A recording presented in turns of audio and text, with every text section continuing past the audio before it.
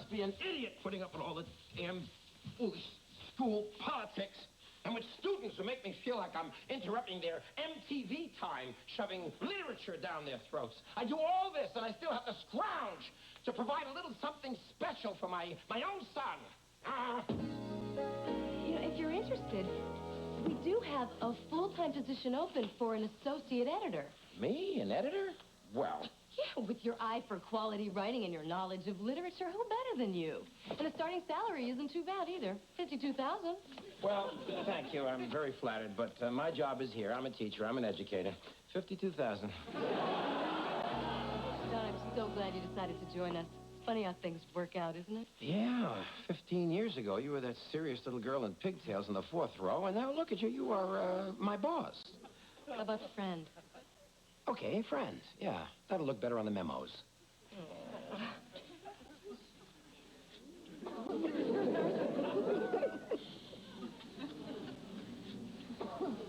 Welcome aboard.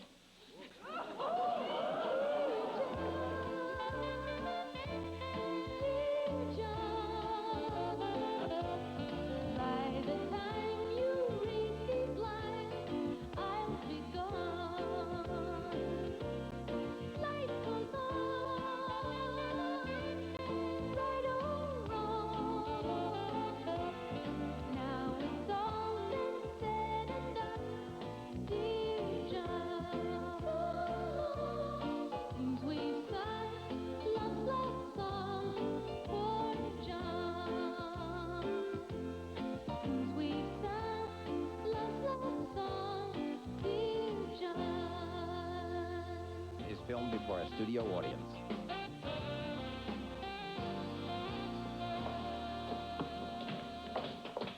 Hello, everybody. Hi. Why are y'all wearing your tap shoes? Oh, do we still have them on? How are the lessons coming? Well, since you ask, and since we still do have our tap shoes on, shall we? Look.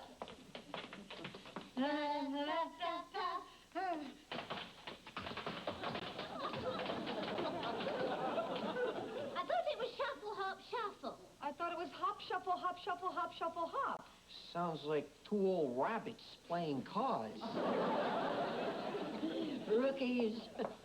Now, look, pay attention. I'm only going to do this once, right?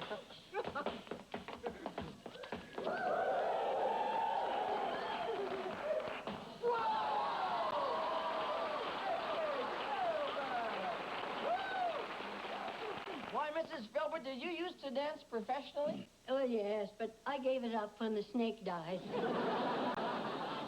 Hi, everyone. Hey, John. Well, you certainly look the very model of success. Hey, how was your first week as a hotshot editor, huh? Yeah, you take your first dip in the secretarial pool? Could you grow up, Kirk? I'm not in the mood for your dumb locker room humor. Ooh. Pretty tense for a big corporate executive. No wonder the Japanese are getting ahead of us. A little problem at the office, John. Well, it's nothing important. I'm just thinking of quitting. What? What happened? You just I don't know. started. I got the feeling that Barbara did not hire me for my editorial merit alone. What are you saying? She used to have this schoolgirl crush on me, you see, and now I think she's trying to carry it over into the office. Are you implying that your new boss wants you? Yes, that's right. Wants him for what? Look, Barbara's just got to understand that I did not take this job to become a sex object.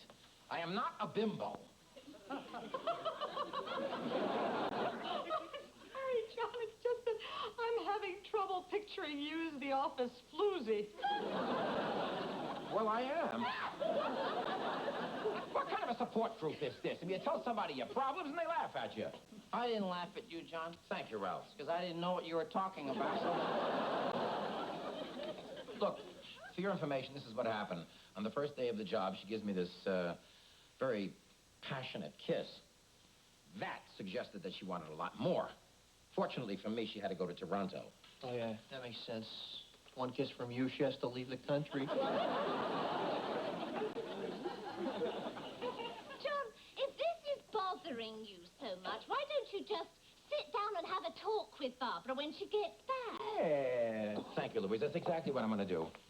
Don't get me wrong. I love the job, and the money is great. I mean, hey, it's afforded me a chance to send my kid to Belgium with his soccer team. But I'll be damned if I'm going to have to be Barbara's office boy toy.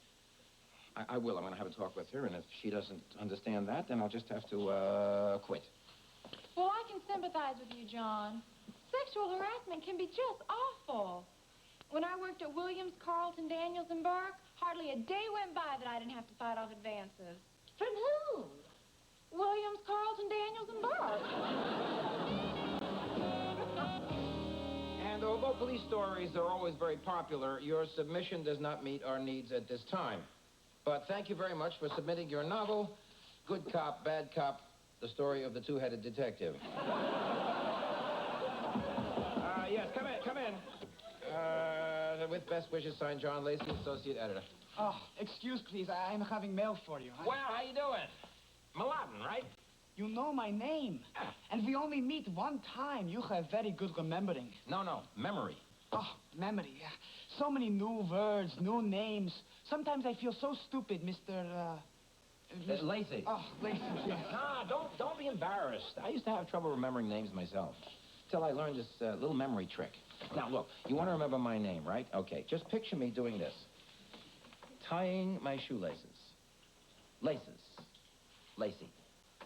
Oh, I get it. If I want to remember something, I put picture with it. Exactly. Oh. Let's try another one, okay? Let's try to remember the name of the Japanese gentleman who works next door. Oh, very hard name to remember. No, not really. Do you know what a pawn shop is? Oh, sure. That's where you hock a watch when you're not having money. Now, when you want to remember his name, just picture him taking the engine from his car to a pawn shop. Pawn shop, car engine. Pawn shop, car engine. Got it. Mr. Hakamoto. Hey, there you go. That's very good. Thank you very much, Mr. Lacey. Yeah.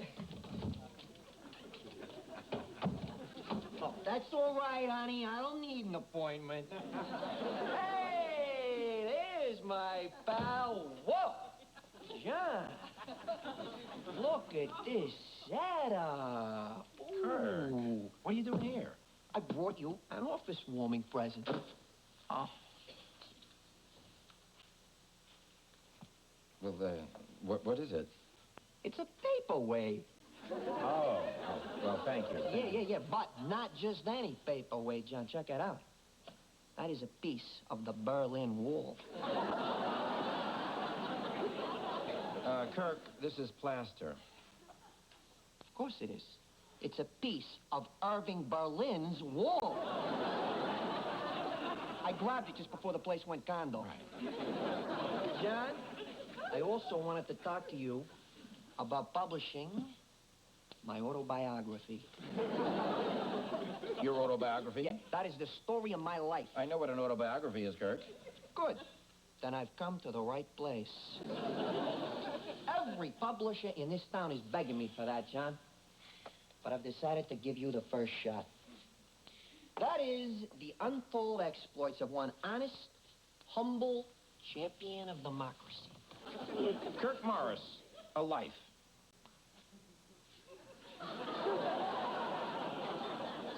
Can't put it down, can you? Yes, well, why don't you just leave it with me, Kirk, because I got a lot of other things to do right now. Oh, I'm sorry, John. I can come No, back. Barbara, it's okay. This is my friend Kirk. He was just leaving. Oh, yeah, right. I don't want to be late for my lunch with Ernest Hemingway. But Ernest Hemingway is dead. So's disco. But I still do it.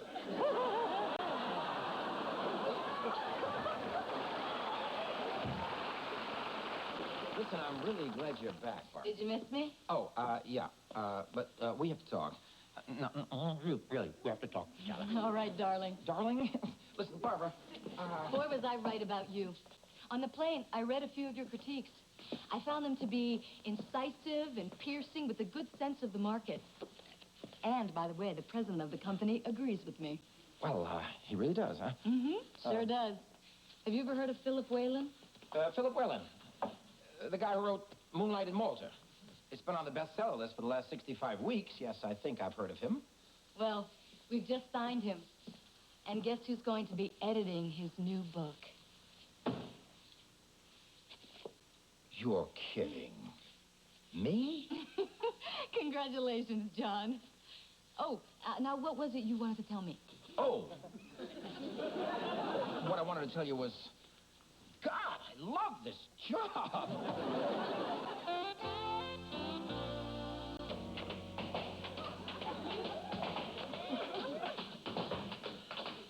Oh, look who's here. The Clydesdale sisters. Wow, they already got a stage name. These two ought to be pulling a stage. Kirk! Well, Kate and I were going to show you a little routine we worked up. But if you'd rather, we'll never, ever mention tap dancing again. I can live with that. But before we start, group, I could do with a cup of coffee.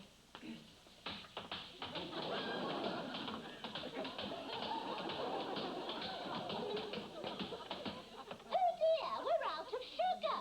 Oh, I'll bet there's some in the storeroom. I'll get it.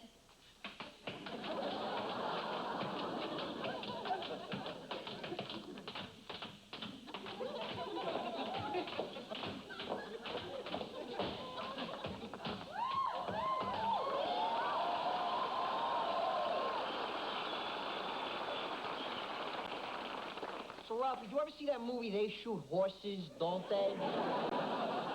Hi, everyone. Hey, there he is. Hey, John, how's the publishing game going? Oh, the publishing game. Well, it's just great. Yeah? Guess who I spent the last hour with on the telephone? The cable TV people? No, Ralph, but I'll give you a hint. He wrote Moonlight in Malta. Philip Whalen. Exactly. I've seen his books at the airport. Right. Well, you are now looking at the editor of Philip Whalen's newest novel.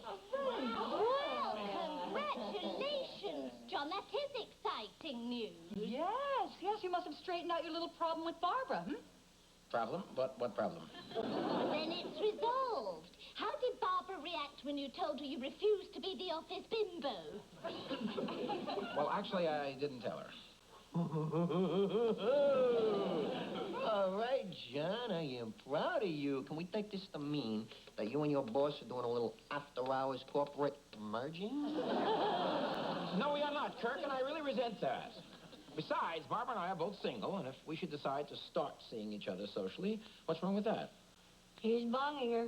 Now, look, what I do with my personal life is my own business, and you shouldn't expect me to have to discuss this with all of you. That's true, John, but don't do anything to get in the way of that book I wrote for you. Kirk, this book you're working on, are there crayons involved? It happens to be my autobiography. Oh, so there are crayons involved. About your book, Kirk, I sent some of the pages you gave me to one of our senior editors.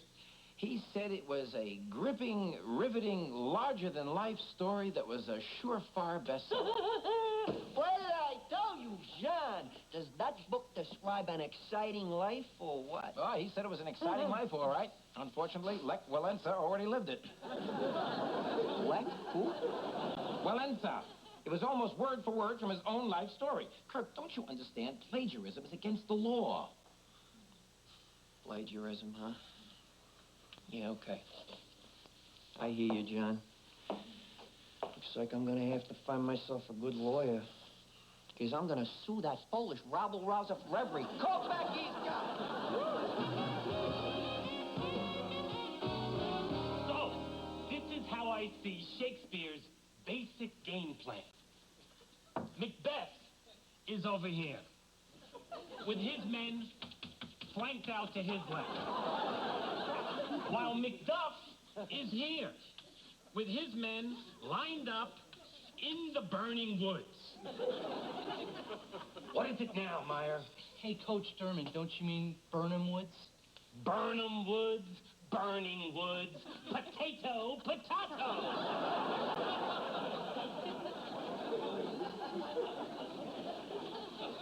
So, Macbeth sets up in a slot right. Calls a few audibles, but Macduff goes for a bliss. Throws Macbeth for a big loss. Then Shakespeare kills everybody else off. And finally, he brings the three witches back for a big post-game wrap-up. All right?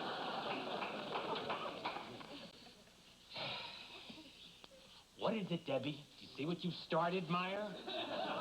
Can we discuss the symbolism of Lady Macbeth's references to Duncan as her father? You're still trying to get back at me for not making you a cheerleader, huh? Huh? Saved by the bell. Hi, everybody. Hey, John, what brings you back? Oh, I just came back to pick up the last of my things, Brad. Heard you were covering for my classes. Yeah, it's me until they find a replacement. Hey, look, I can't stand around talk. I got to give the kids from the junior varsity their go for the throat pep talk. Go for the throat? Yeah.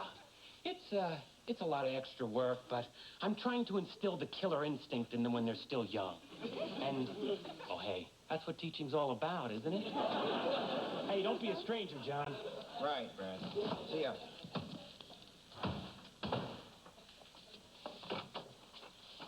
Mr. Lacey. Oh, hi.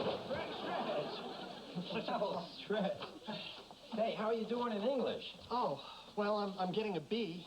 Hey, that's great. Congratulations. Yeah, Coach Sturman likes me because I don't ask any questions in class. Well, I guess every teacher has his own methods. Yeah. Mr. Lacey, I've got my college boards coming up, and I sure wish I had a real teacher like you to tutor me. Oh, I would love to, Stretch, but I'm sorry, I can't. I don't have enough time.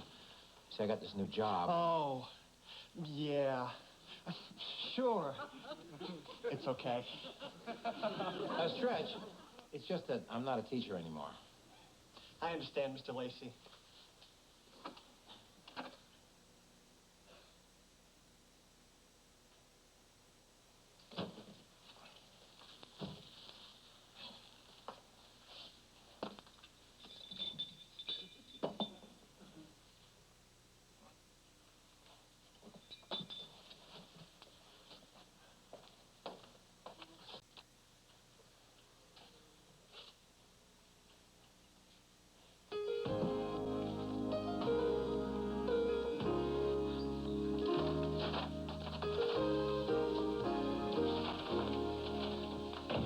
Mr. Lacey, I am so happy. I am blowing up with pride. And I am owing it all to you. Well, that's wonderful, my lad. You are looking at brand new American citizens. Congratulations, but why are you thanking me? Oh, I tried to become citizen before, but I never passed interview. So many things to know about your country. Oh, like the branches of government. Oh, so this time, I use your memory trick. I picture a big tree with 3 branches. Yes, go ahead. On the first branch, I see bench. Yeah. Who sits on bench? Judge. Right, the judicial branch. Right. Very good. And on the second branch, I see big tree house with all the congressmen and the senators. The legislative branch. We think alike, eh? Now, on the last branch is bush. And on bush is bird. What kind of bird? A quail. Aladdin, I'm very, very impressed, and I'm very happy for you. Thank you, Mr. Lacey. Welcome. So am I. That was very smart thing you teach me, Mr. Lacey. You should be a teacher.